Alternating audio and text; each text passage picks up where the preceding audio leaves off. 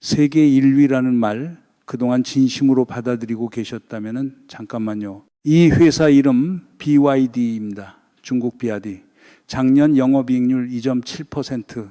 그런데 이 2.7%마저 중국 정부에서 받은 보조금 2조 4천억 원을 빼고 다시 계산해 보면 영업이익이 아니라 적자가 나옵니다. 같은 분기 일본 혼다가 70년 만에 첫 적자를 냈고요. 그런데 그 옆에서 우리나라 현대기아차는 영업이익률 6.5%, 1분기 영업이익만 4조 5천억 원을 찍었습니다. 이 세 숫자가 같은 시점에 같은 산업에서 동시에 나왔습니다. 그러면 지금까지 우리가 듣고 있던 중국 전기차가 한국을 이긴다는 이야기, 이거 어디서부터 어디까지가 진짜였던 걸까요? 오늘 이 영상은 단순한 자동차 회사 실적 비교가 아닙니다. 이건 중국이 지난 20년 동안 태양광, 철강, 그 다음에 전기차로 정확히 똑같이 반복해온 어떤 산업 정책 사이클의 세 번째 라운드입니다. 그리고 이 사이클은 우리가 지금 이 시점에 어디에 서 있는지를 모르면 다음 단계에서 무슨 일이 벌어질지도 알 수가 없는 구조예요. 순서를 잡고 가시죠.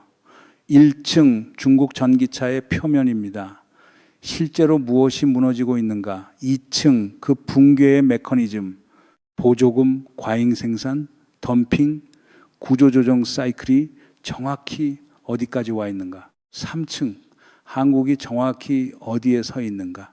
그리고 왜 우리나라 사람들 본인이 이 위치를 가장 모르고 계시는가? 이 마지막 3층이 사실은 오늘 영상에서 가장 중요한 부분입니다. 끝까지 가시길 권해드려요. 그리고 영상 들어가기 전에 한 가지 질문을 던져놓고 시작하겠습니다. 현대기아차가 지금 이 시점에 영업이익률 6.5%를 유지하고 있는 게 단순한 운이 아닙니다. 그리고 이 답은 한국이 몇 년 전에 의도적으로 한 어떤 선택과 직접 관련이 있어요. 그게 뭐였는지는 뒤에서 짚어드리겠습니다. 자, 1층 들어갑니다. 중국 전기차의 진짜 상태. 먼저 보조금 구조부터 해부해 보죠. BYD 기준으로 작년 한 해 중국 정부에서 받은 직접 보조금이 2조 원, 올해는 2조 4천억 원입니다. 그런데 보조금만 있는 게 아니에요. 중국 정부가 전기차 구매자한테 그동안 취득세를 전액 면세해 줬습니다. 차값의 10%를 안 내도 되는 혜택이었어요. 그게 작년까지였습니다. 그러니까 작년 말에 무슨 일이 벌어졌을까요? 중국 인민들이 어차피 살 차라면 면세 끝나기 전에 사두자 이러면서 가수요가 폭발한 거예요. 그러고 나서 올해 1월 1일부터 취득세 5%가 부과되기 시작합니다. 결과는 뻔하죠. 작년에 미리 산 사람들 빠지고 올해 수요는 절벽입니다. 그리고 27년이 되면 보조금 자체가 완전히 사라집니다. 그래서 BYD의 분기 영업이익이 한 3조 원 정도 나오는데 여기서 정부 보조금 2조 4천억을 빼고 다시 보면 8천억 원 정도 남아요. 이게 세계 1위 전기차 회사의 보조금을 걷어낸 실제 모습입니다. 이게 화초가 자라기 좋은 환경이라고 자랑할 게 아니에요. 비닐 한 장만 걷어내면 결과가 뭐가 나올지는 이미 정해져 있는 거죠. 여기에 더해서 중국 내부에서 가격 경쟁이 완전히 출혈 단계로 들어갔습니다. 중국 전기차 업체가 한때 400개에서 500개까지 있었어요. 지금은 약 100개 수준으로 줄었고 더 줄어야 합니다. 자국 시장에서 서로 덤핑으로 싸우다 보니까 수익성 자체가 구조적으로 박살이 난 거예요. 심지어 한 회사가 1년 6개월에 한 번씩 페이스리프트를 합니다. 한국 같으면 명차로 분류되는 차들은 페이스리프트 주기가 보통 4년에서 5년이거든요. 1년 6개월은 자기 시장을 자기가 사막화하는 구조예요. 생각해 보세요. 내가 오늘 새 차를 샀어요. 6개월 뒤에 페이스리프트가 나옵니다. 1년 6개월 뒤에 신형이 나옵니다. 그러면 누가 그 전 모델 중고차를 다음 사람한테 권할까요? 본인 차의 중고가를 본인이 박살내는 사업 모델, 이건 누가 디자인하신 거예요? 그리고 이게 단지 중국 회사들만의 문제가 아닙니다.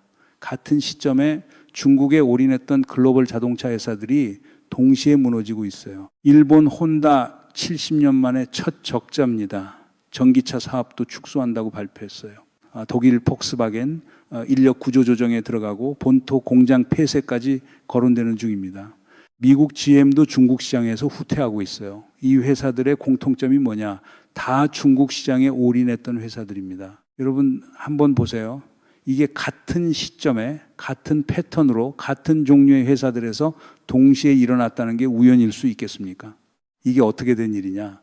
2000년대 초반 중국이 개혁 개방으로 시장을 열었을 때만 해도 중국에는 자체 자동차 산업이 거의 없었습니다. 그래서 폭스바겐, GM, 혼다, 그리고 한때는 현대차까지 이 글로벌 OEM들이 다 같이 중국 시장으로 몰려갔어요. 그 당시 중국은 너희들 와서 공장 지어줘, 합작회사 만들어줘, 기술 공유해줘, 그러면 시장 열어줄게, 이런 조건이었습니다. 그런데 어느 순간 중국 정부가 판을 바꿔버린 거예요. 내연기관차에 대한 규제를 강화하고 자국 전기차 업체들한테는 어마어마한 보조금을 깔아주기 시작합니다. 시장이 통째로 전기차로 전환되면서 기존의 내연기관차로 들어와 있던 글로벌 OEM들은 들어갈 자리가 없어진 거죠. 만들어 놓은 공장도 합작 구조도 졸지에 무용지물이 됐습니다. 그런데 여기서 한 가지 놓치면 안 되는 게 있습니다. BYD가 살아남으려면 결국 답은 하나밖에 없어요.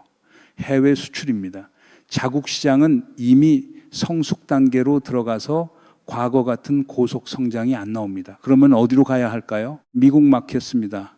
산업과학법으로 중국 전기차를 거의 차단해 놨어요. 유럽 막히고 있습니다. 관세의 규제에 본격적인 견제가 시작됐어요. 그러면 신흥국으로 가야 하는데 동남아, 아프리카, 중동까지 진출은 하고 있습니다. 그런데 중동도 지금 호르무즈가 막혀 있잖아요. 배가 못 들어가요. 중동 북아프리카 수출 루트가 통째로 흔들리고 있는 상황입니다. 거기다 신흥국 진출에는 다른 문제가 있어요. 자동차를 해외에서 판다는 건 그냥 배에 실어서 보내고 끝이 아닙니다. AS망을 깔아야 하고 세일즈망을 깔아야 하고 결국에는 현지에 공장까지 지어줘야 해요. 이게 다 천문학적인 돈이 들어가는 일입니다. 그런데 지금 BYD의 재무 구조가 그럴 여력 있는 회사처럼 보이세요. 보조금이 빠지면 흔들리는 회사가 해외에 AS망을 깔고 공장을 짓고 이게 가능한 그림인가요? 그러니까 지금 BYD는 자국에서는 보조금이 빠지고 선진국 시장은 막히고 신흥국 시장은 자금 부족과 품질 시한폭탄이 동시에 걸려있는 삼중 압박 상태입니다. 이 그림은 BYD가 무서운 회사다라는 우리가 처음에 들어왔던 그 가정과 좀 다르죠. 자, 2층 들어갑니다. 왜 중국 정부는 이걸 알면서도 보조금을 빼고 있는가? 그리고 한국은 왜 이 상황을 회피할 수 있었는가? 중국의 산업 정책 사이클은 이거 처음 보는 패턴이 아닙니다. 똑같은 사이클을 우리는 이미 2번 봤어요. 1단계는 막대한 보조금입니다.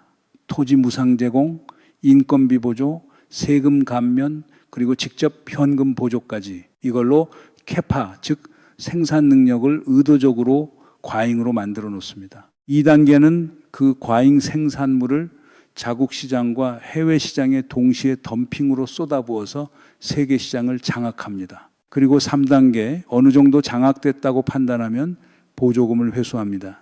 약한 회사들이 줄줄이 정리되고 살아남은 회사들 몇 개가 시장을 분점하는 구조로 그걸 중국은 공급 개혁이라고 부릅니다. 태양광이 정확히 이 사이클을 밟았습니다. 지금 세계 태양광 패널 시장의 1위부터 5위까지가 전부 중국 회사예요. 캐파만 보면 다른 나라가 들어갈 자리가 없을 정도입니다. 그런데 그 회사들 재무제표를 열어보면 전부 적자입니다. 세계 1, 2업체가 적자라는 얘기예요. 그리고 그 아래에 있는 수많은 중소 태양광 업체들은 다 파산 중입니다. 철강도 같은 길을 갔습니다. 그리고 전기차는 이제 막 3단계로 진입했습니다. 보조금이 빠지고 약한 업체부터 정리되는 시기. 100개 가까이 남은 전기차 회사들이 앞으로 5개 이내로 줄어든다고 보시면 됩니다. 자동차 산업이 규모의 경제 산업이라서 한 시장에 5개가 넘으면 사실 안 되거든요. 그래서 BYD가 지금 자랑하는 세계 1, 2라는 타이틀이 이 사이클의 어디쯤에 와 있는 타이틀인지를 보고 나면 이 타이틀의 무게가 좀 달라집니다. 보통 우리가 승자의 저주라고 부르는 그 자리에 BYD가 지금 정확히 앉아 있는 거예요. 그러면 중국 정부는 왜 지금 이 시점에 보조금을 빼고 있을까요? 이건 정말 중요한 시그널이거든요. 답은 AI입니다. 중국 정부의 다음 산업이 전기차가 아니에요. AI 반도체, 휴머노이드 로봇, 이쪽이 다음 라운드입니다. 그쪽으로 보조금을 옮기기 위해서 전기차한테는 너희는 됐어. 이제 알아서 해 시그널을 보내고 있는 거예요. 그러니까 정리하면 보조금을 가장 많이 주시던 분이 본인이 보조금을 끊고 계신 겁니다. 그분이 누구보다 잘 알고 계시겠죠. 이 회사들이 보조금 없이 살 수 있는지 없는지. 자, 여기서 도입부에 던졌던 질문 하나 회수하고 가겠습니다.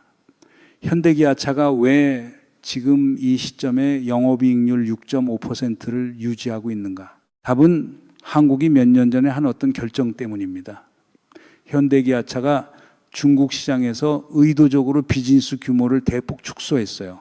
공장 정리하고 인력 정리하고 거의 탈중국이라고 불러도 될 만큼 비중을 줄였습니다. 만약 그때 혼다처럼 폭스바겐처럼 GM처럼 중국 시장에 올인했더라면 지금 현대기아차도 다른 글로벌 OEM들이랑 같은 자리에 앉아 있었을 거예요. 같이 출혈 경쟁하고 중국 정부 보조금에 매달리고 70년 만에 적자를 걱정하는 회사가 됐을 겁니다. 대신 어디로 갔느냐? 유럽, 북미, 동남아입니다. 미국에서는 트럼프 행정부가 전기차 보조금을 축소하면서 전기차 수요가 둔화됐지만 그 자리를 하이브리드가 채우고 있어요. 현대기아차는 그 양쪽을 다 갖춘 회사입니다. 유럽에서는 전기차와 하이브리드가 모두 잘 나가고 있고요.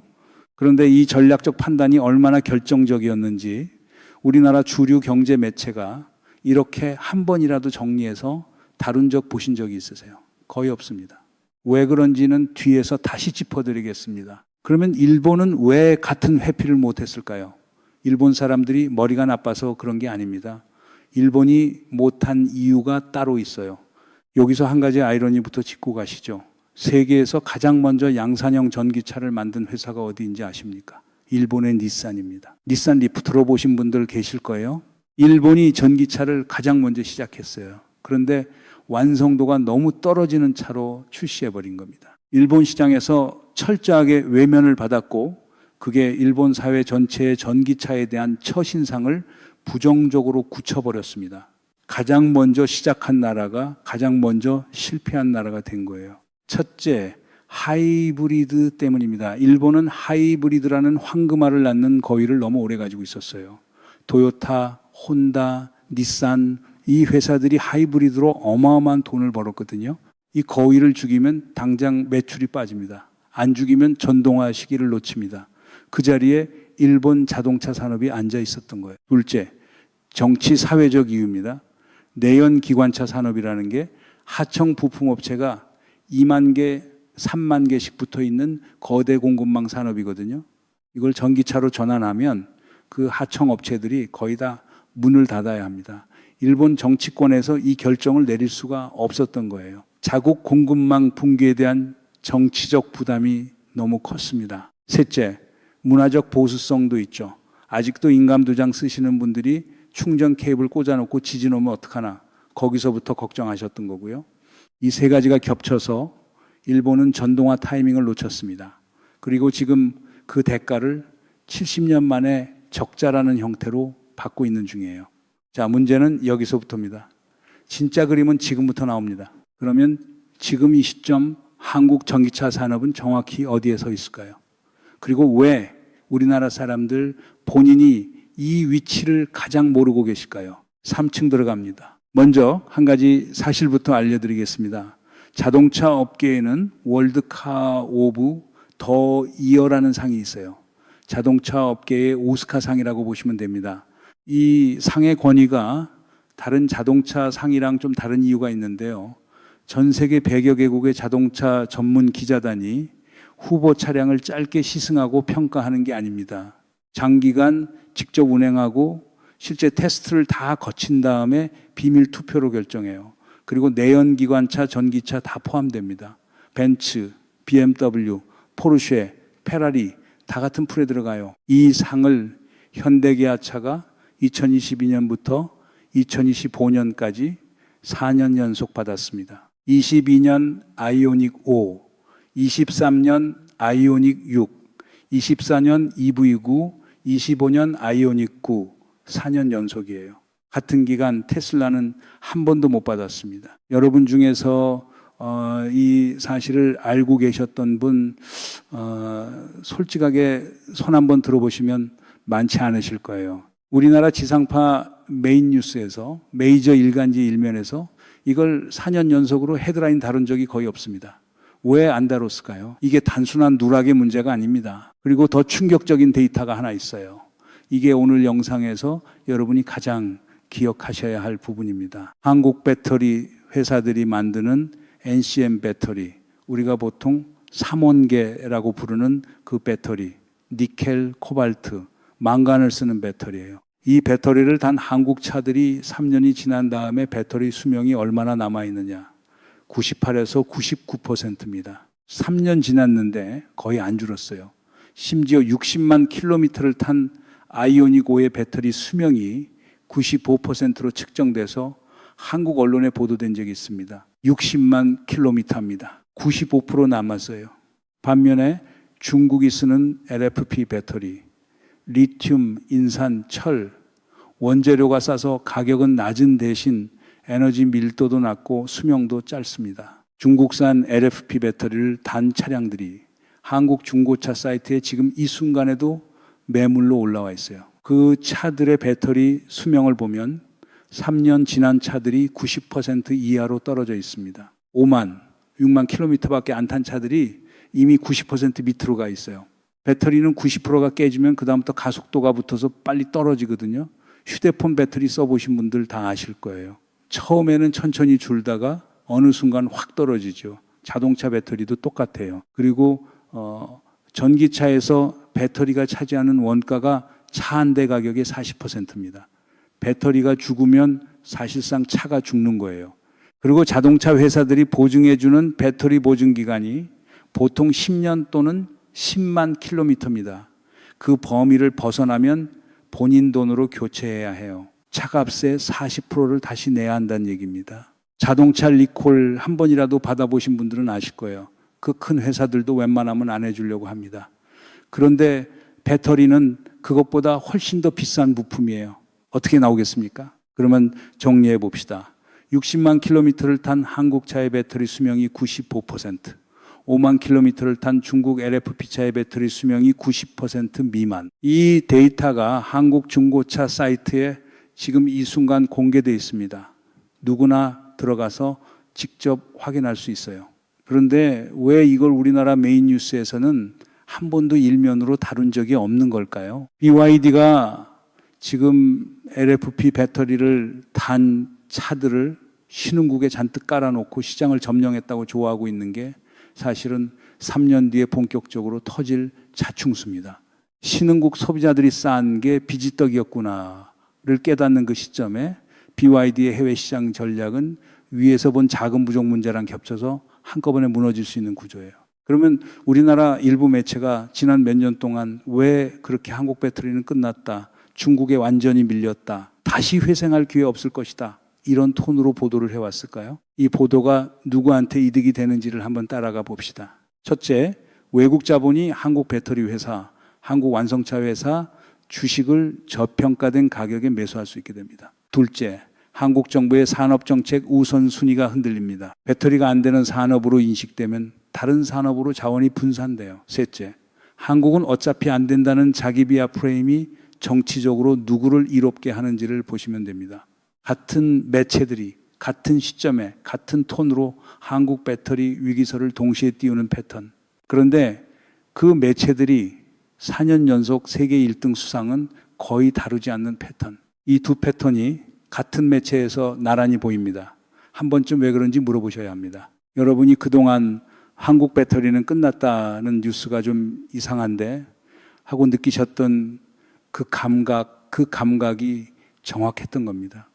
윤석천 평론가가 이 주제로 계속 발언하고 계신 이유가 있어요. 한국의 차세대 먹거리는 반도체에 이은 배터리라는 거예요. 반도체가 그랬듯이 시간 축으로 보면 한국이 세계 1위로 갈 산업이라는 게 그분의 판단입니다. 정작 우리나라 사람들이 우물안개구리예요. 세계 100여 개국 기자단이 4년 연속 한국차를 세계 최고로 뽑고 있는데 정작 우물 안에서는 한국차는 안 된다는 얘기만 듣고 있는 거죠. 단 이 먹거리는 가만히 앉아 있으면 그냥 굴러 들어오는 게 아닙니다. 일본의 실패 공식을 한 번 더 보세요. 일본은 본인들이 잘 만들어 놓은 하이브리드라는 카드에 갇혀서 다음 라운드 진입 타이밍을 놓쳤습니다. 한국이 일본의 실패를 반복하지 않을 조건이 세 가지 있어요. 첫째, 탈중국과 다변화의 산업정책 일관성. 어렵게 만들어 놓은 이 구도를 정치 사이클이 바뀐다고 흔들면 안 됩니다. 둘째, 자기 비하 프레임을 띄우는 매체 보도에 산업정책이 흔들리지 않는 것. 데이터가 가리키는 방향과 매체가 가리키는 방향이 다를 때 정책은 데이터를 따라가야 합니다. 셋째, 트럼프 행정부의 보조금 축소와 관세 압력에 대한 협상력 확보.